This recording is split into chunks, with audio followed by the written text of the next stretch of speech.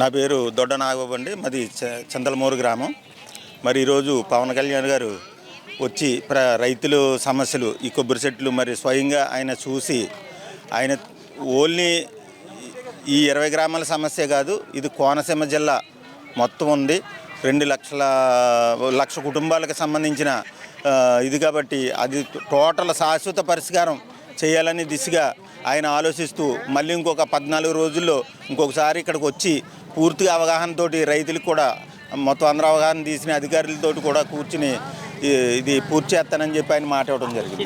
ఈ ప్రభావం ఎన్ని గ్రామాల ఉంటుంది? ఇది 20 గ్రామాలండి. ఇక్కడ కర్వాకు చింతలమూరు నుంచి అండి కర్వాకు వరకు ఒక 20 గ్రామాలు అటు ఇటు కూడా మునిగిపోవటం వల్ల చాలా చూస్తున్నారు కదండి, చెట్లు ఎంత చాలా దారుణంగా మొత్తం తలలో పడిపోయి ఉన్నాయో. మరి రైతులు చాలా నష్టపోయి మంచినీరు సమస్య ఉంది. అలాగే ఈ సమస్య వల్ల మంచినీరు కూడా తాగునీరు ఇబ్బంది అయిపోయింది. మరి వీటి వల్ల ఈ సొసైటీలు అప్పులు కట్టుకోలేక మరి వాళ్ళేమో సొసైటీ వాళ్ళేమో వేలం వేసేస్తామని చెప్పి వాళ్ళు అంటున్నారు.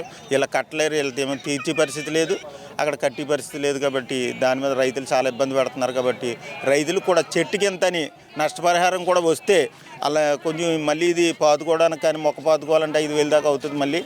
మళ్ళీ దాని ఆ మొక్క ఇప్పుడు ఇయ్యాల నుంచి మొదలు పెడితే కనీసం సంవత్సరన్నర పడుతుంది మళ్ళీ అది పాతడానికి రావడానికి.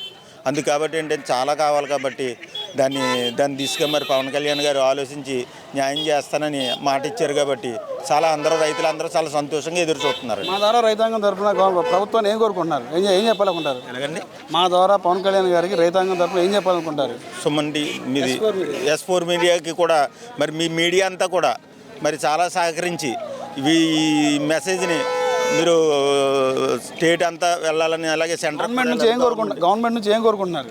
గవర్నమెంట్ నుంచి మాకు ఈ పని రైతులకు న్యాయం జరగాలని కోరుకుంటున్నాం. మా సమస్య పరిష్కారం అవుతే మాకు అదే రైతుకి న్యాయం జరుగుతుందని కోరుకుంటున్నాం.